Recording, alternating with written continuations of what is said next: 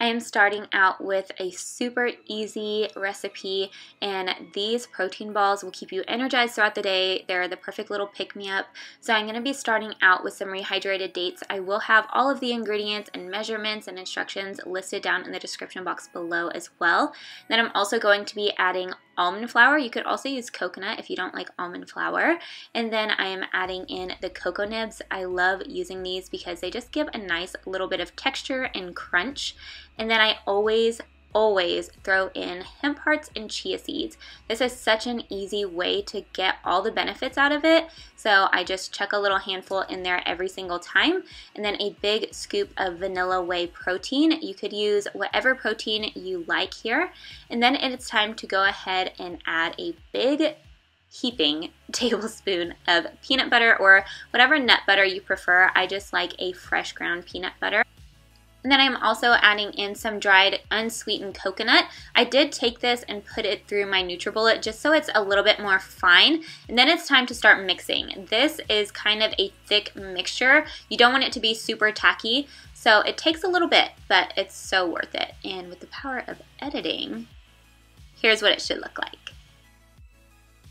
Now that our mixture is done, it's time to start rolling them into little balls. So I am using a tablespoon-ish amount, and I am just rolling that in between my hands. That's how you will know if your mixture needs anything. If it's still too tacky, you could add a little bit more almond flour, but it shouldn't stick to your hands. And once I have them all measured out, I am just rolling them in a little bit more of that shredded coconut. And this is the final result. I love having these on hand. I usually will put them in an airtight container and keep it in the fridge and just grab them throughout the day, or you can even chuck them in your purse. So they're a perfect little pick-me-up.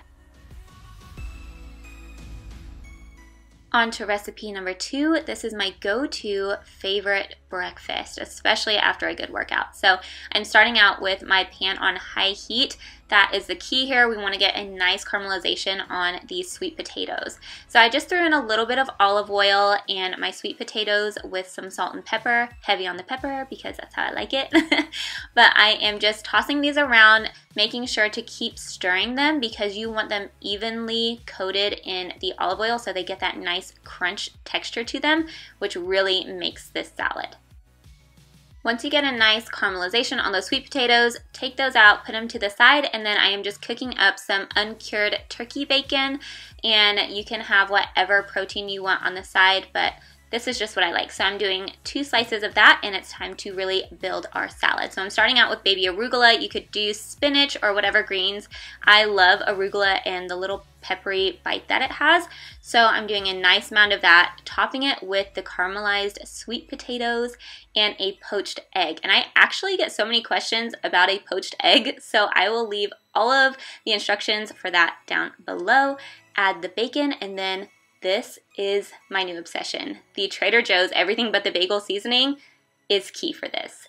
So here is recipe number 2 in all her glory. You guys, if you only make one thing out of this video, make this.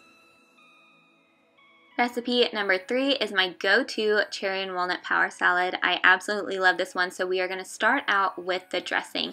I'm doing equal parts of organic grade B maple syrup and extra virgin olive oil, and I am also going to throw in the juice of 1 whole lemon, 2 tablespoons of apple cider vinegar to give a nice little kick to it, and then I'm also seasoning that with salt and pepper.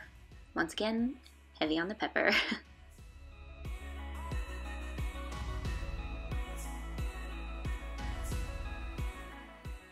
Now just whisk all of those ingredients together and you have your dressing. It's super simple, and this makes enough dressing for a few salads, so I just keep it in the fridge. And now it's time to go ahead and start assembling the salad.